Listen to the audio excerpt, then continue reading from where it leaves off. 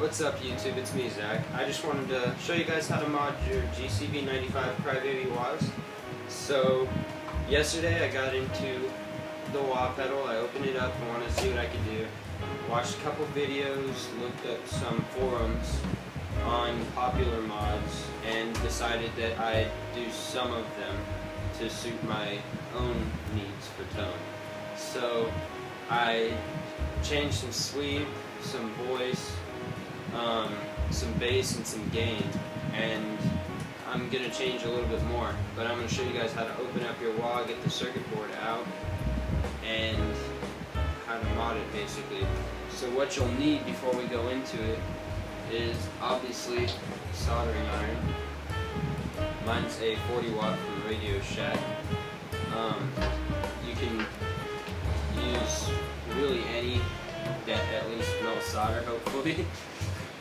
I just have a damp sponge on a plate just to clean off. I didn't have the copper bronze wire or whatever it is, so that helps to make clean solder joints. And if you don't have resistors, which I didn't feel like going and buying capacitors and resistors and all that, if you have an old broken radio or just something you want to take it apart, like I did, this is from a newer radio, this is from an old one.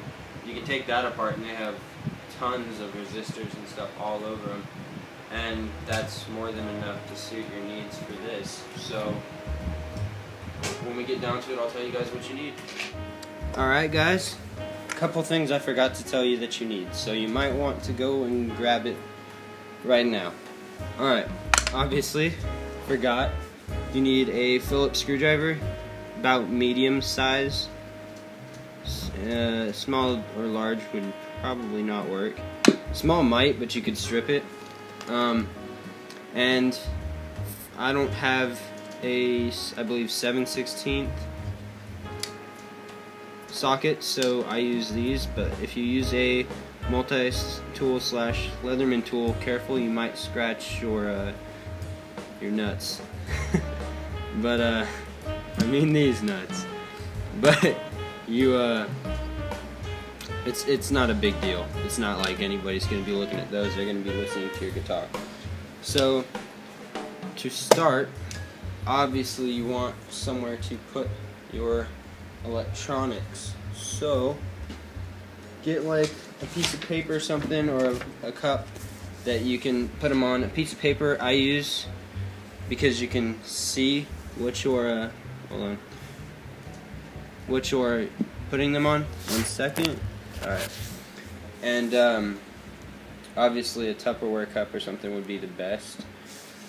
But so you start by removing the 4 little feet right there.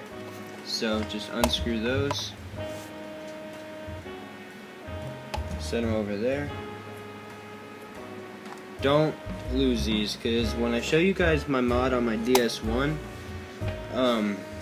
I need to find them. I lost the screws, so I kind of electric taped it, but you don't want that. It sucks. So careful with that. Alright, and if you're like me and you don't have your protector on, you might want to put that in a safe spot.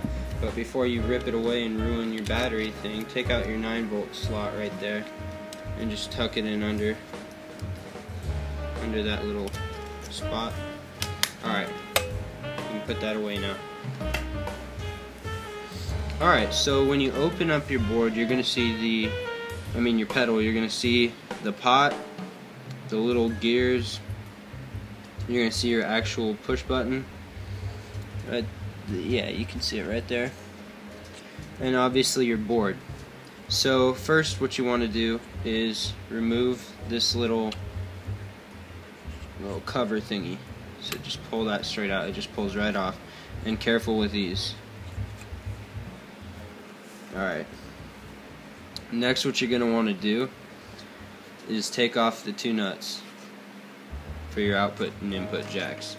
So if you don't have the socket, it might be kind of hard. You just set it on there and you just twist it, and it takes a little bit to start it.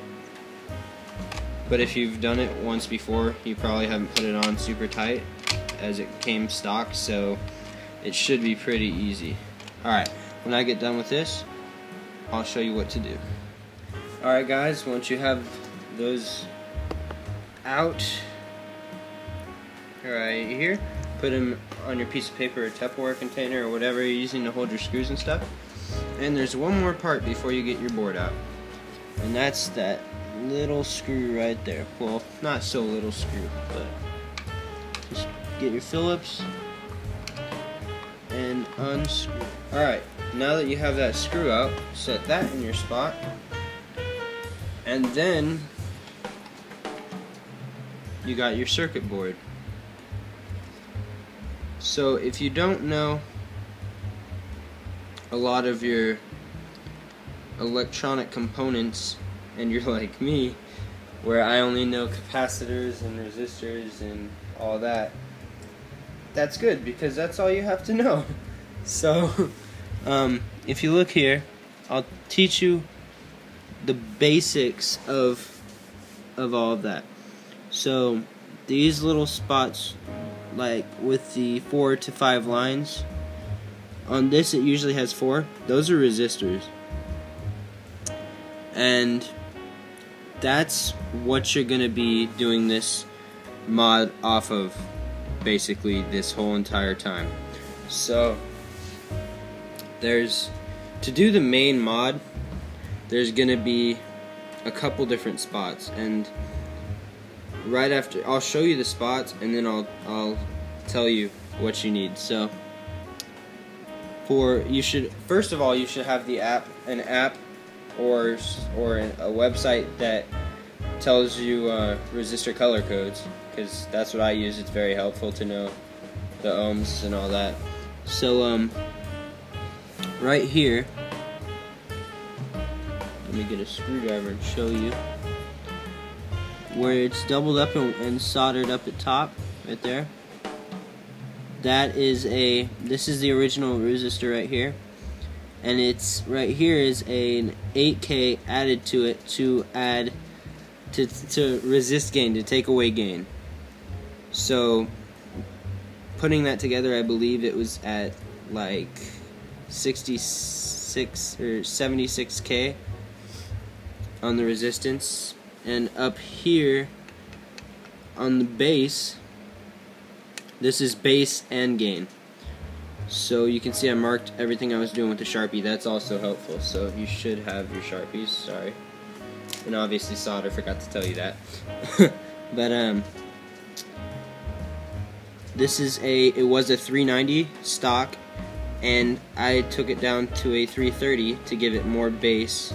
So I boosted the bass and the gain, and fixed the gain with that. I need to put a new one in there. I'm going to try to go for a 10K or something, just to add a little bit more resistance. And then here, it was a 1.5K resistor for the sweep, and I put it to a 2.2K resistor. And the last one, which was right here, right next to this output jack, you might be able to see the holes. It's really hard to, once you desolder it, it's really hard to get back in there and stuff. Unless you have that skill, it's probably safer and easier to do it on the back. And so also make sure you're desoldering and pulling out the right components. That could be a problem if you're desoldering like a capacitor and trying to pull out a resistor. So as you can see right here, to make it easier, I actually followed CS Guitars, Cullen's little advice on putting the resistor in the back. So that's actually very helpful. You wire it the same exact way, just on the back side, and just solder on the back. So that was 48K, I believe, maybe a 50.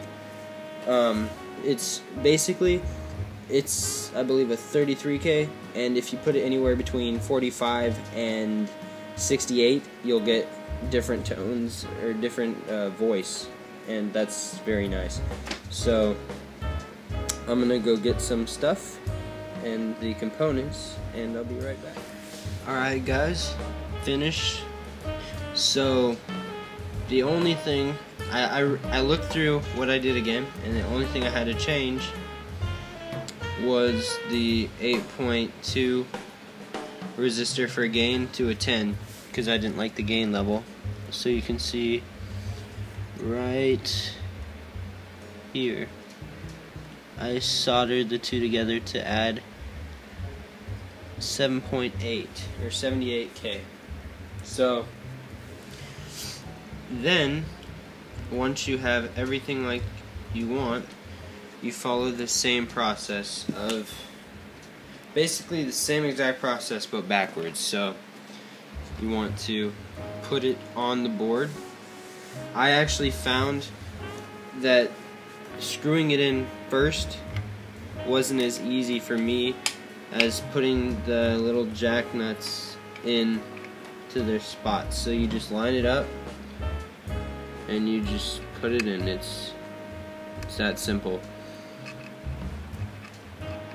Just like that. And if you had trouble getting into it this time, don't make it as tight.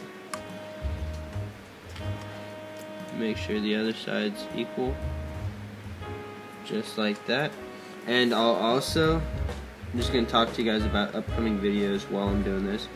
I'm going to have another cover out coming soon, most likely, and also maybe another modding video for my distortion, my Boss DS1, which I didn't do the Keeley or anything. I did my own little mod just to make it a little bit more vintage sounding, like some vintage crunch, kind of like, I guess, AC/DC you could say, a little bit like that. And then I changed the LED. So that's a different video though. So alright, once you get that all in, just put the screw back in the hole, screw it in,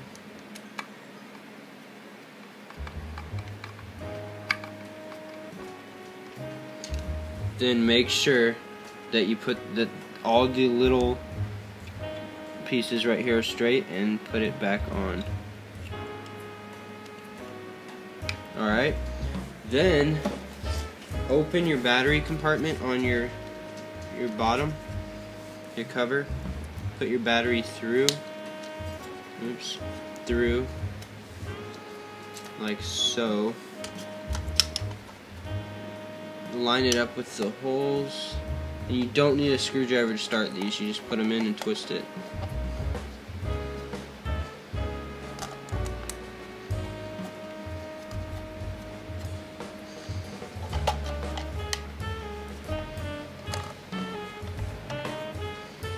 Alright.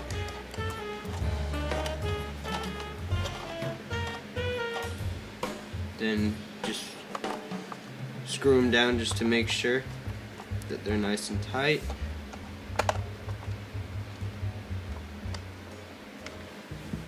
And put your extra resistors,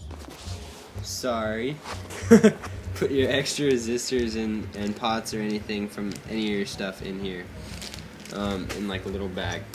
Alright, now slap a battery in right here. 9 volts, obviously. You have to put the battery in the right way for it to work.